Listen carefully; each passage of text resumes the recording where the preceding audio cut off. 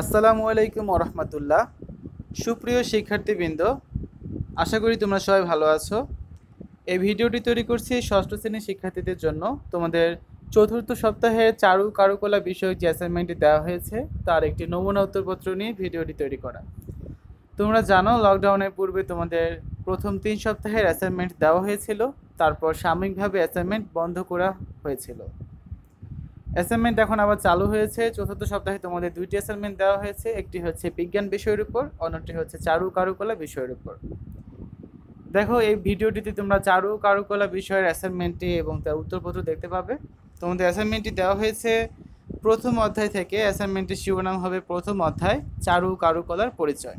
এটা হচ্ছে তোমাদের চারু কারুকলা বিষয় প্রথম অ্যাসাইনমেন্ট। তোমাদের নির্ধারিত কাজটি দেখো, আদিম মানুষের ছবি আঁকা ও বর্তমান সময়ের ছবি আঁকার তুলনামূলক বর্ণনা দাও। নির্দেশনাটা খেয়াল করো। A4 সাইজের কাগজে কালো কালি ব্যবহার করে নির্ধারিত বিষয়ে অ্যাসাইনমেন্ট সম্পন্ন করা যাবে। প্রয়োজনে নীল বা সবুজ সাইন পেন মার্জিন বা আন্ডারলাইন করার জন্য ব্যবহার করা যেতে পারে। মূল্যায়ন রুবিক্স দেওয়া আছে। তোমাদের অ্যাসাইনমেন্টটি কীভাবে মূল্যায়ন করা হবে সে বিষয়ে আমরা পরে কথা বলছি। আমরা উত্তরপত্রে চলে যাই। আদিম মানুষের ছবি আঁকা ও বর্তমান সময়ের ছবি আঁকার তুলনামূলক বর্ণনা দেওয়া হলো।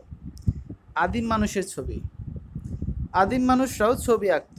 তারা তাদের আঁকা ছবি দেখেই আমরা জানতে পেরেছি তাদের জীবন ধারণের কথা। ঘর সাজাবার জন্য তারা ছবি আঁকত না, কারণ ঘরই বানাতে শেখেনি তারা, ছবি টাঙাবে কী করে। তবে তাও তারা ছবি আঁকত। ছবি আঁকা আদিম মানুষের কাছে ছিল একটা জাদু বিশ্বাসের মতো। জীবজন্তু শিকার করাই ছিল তাদের একমাত্র কাজ। তাই যেসব পশু তারা শিকার করত তার ছবি তারা এঁকেছে। আবার পশুর গায়ে তীর, বর্শা এসবও এঁকে দিয়েছে। এর অর্থ হলো শিকার করার হাতিয়ার দিয়ে পশুটিকে শিকার করা হলো। শিকারে বের হবার আগে এসব ছবি এঁকে শিকারে বের হতো তারা। তাদের বিশ্বাস ছিল যে শিকারে আজ তারা সফল হবেই। সে যুগের বেশিরভাগ জীবজন্তু ছিল বাইসন, ম্যামথ ইত্যাদি। আমাদের মতো তারা এত সুন্দর তুলি বানাতে জানতো না। পশুর শক্ত হাড় সূচালো করে তা দিয়ে আঁচড় কেটে রেখা টানত। জীবজন্তুর পশম একসঙ্গে বেঁধে তুলি বানাতো আর রং তৈরি করত নানা রঙের মাটির সঙ্গে চর্বি মিশিয়ে। আর অবাক কাণ্ড হচ্ছে, হাজার হাজার বছর পরও এসব ছবির রং রেখা এখনও খুব সুন্দর ও অক্ষত রয়েছে। অর্থাৎ যেমনটা ছিল এখনও ঠিক তেমনই রয়েছে, কোনো ধরনের নষ্ট হয়নি। আদিম মানুষ পশু শিকারের জন্য পাথরের তৈরি বিভিন্ন হাতিয়ার ব্যবহার করত। এক পর্যায়ে এসব হাতিয়ারের গায়ে আঁচড় কেটে তারা নানা রকম ছবি ফুটিয়ে তুলত। এমনকি তারা মাছের মেরুদণ্ডের কাটা, হাড়ের টুকরো ইত্যাদি দিয়ে গলার হার বা মালা তৈরি করত। সেখান থেকেই কারুশিল্পের শুরু। এভাবেই আদিম মানব গোষ্ঠী চারু ও কারুশিল্পের সূচনা করেছিল। তারপর দেখো বর্তমান সময়ের ছবি। এখন ছবি আঁকার জন্য নানা ধরনের কাগজ তৈরি হচ্ছে, ক্যানভাস তৈরি হচ্ছে, ধাতব প্লেট বা জমিন তৈরি করা হচ্ছে। মাটির ফলক এখন অনেক উন্নত হয়েছে। অনেক দিন থেকে কাচের উপর রং দিয়ে যেমন আঁকা হচ্ছে, অন্যদিকে ধারালো ছুরি বা সূচালো পাথর দিয়ে আঁচড় কেটে কেটে ছবি ফুটিয়ে তোলা হচ্ছে। কাগজে, ক্যানভাসে, মাটিতে, পাথরে, ধাতুর পাতে ও কাচের উপর ছবি ফুটিয়ে তোলার জন্য রয়েছে নানা রকম উপায়, পদ্ধতি। ছবি আঁকার জন্য এখন অনেক রকম রং ব্যবহার করা হয়। পানিতে মিশিয়ে যে রং তৈরি করা হয় তার নাম হচ্ছে জল রং। মোম মেশানো একরকম রঙের কাঠি তৈরি হয়েছে, তার নাম হচ্ছে প্যাস্টেল রং।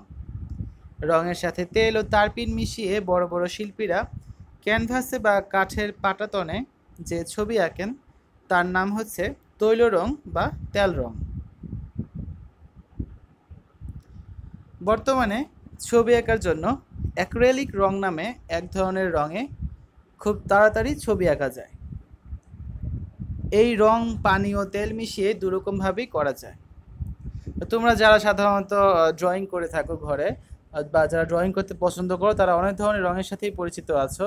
অ্যাক্রিলিক রং আছে, মোম রং আছে, তারপর হচ্ছে তোমাদের টিউব রং আছে, কোটার ভিতরে রং পাওয়া যায়, তো অনেক ধরনের রং আছে, জল রং আছে। তো যারা মূলত ছবি আঁকো তারা এই বিষয়ে ভালো বলতে পারবে। বাংলাদেশের শিল্পীদের কাছে অ্যাক্রিলিক রং এখন বেশ জনপ্রিয়। এই অ্যাক্রিলিক রঙে ছোটরাও ছবি আঁকতে পারে, তবে যথেষ্ট তাড়াতাড়ি আঁকতে হয় বলে ছোটদের জন্য তা একটু কঠিন। ছোটদের জন্য জল রং, পোস্টার রং, মোম, প্যাস্টেল এইসব রঙই ভালো। তো আমরা হচ্ছে আদিমকালের রং নিয়ে কথা বললাম এবং বর্তমানকালের রং নিয়ে কথা বললাম। সরি, আদিমকালের ছবি এবং বর্তমান সময়ের ছবি নিয়ে আমরা কথা বললাম, রং না অ্যাকচুয়ালি। তো এই হচ্ছে তুলনামূলক যে আমাদের আলোচনা, সে আলোচনাগুলো। এখন দেখো আমরা এখানে মূল্যায়ন রুবিক্সটা দেখে নিই। তোমাদের অ্যাসাইনমেন্টটি অতি উত্তমভাবে মূল্যায়ন করা হবে যদি তোমাদের লেখাটা পরিপূর্ণ মাত্রায় বিষয়বস্তু সঠিক উপস্থাপন থাকে। তারপর হচ্ছে তথ্য ও ধারণা ইত্যাদি পাঠ্যপুস্তকের সাথে সম্পূর্ণ সঙ্গতিপূর্ণ হয়। লেখায় লক্ষণীয় মাত্রায় নিজস্বতা ও সৃজনশীলতা থাকে, অর্থাৎ তুমি কোনো জায়গা থেকে লেখাটা হুবহু কপি না করে ধারণা নিয়ে নিজের মতো করে যদি লিখো, সেটাই হচ্ছে তোমার নিজস্বতা ও সৃজনশীলতা।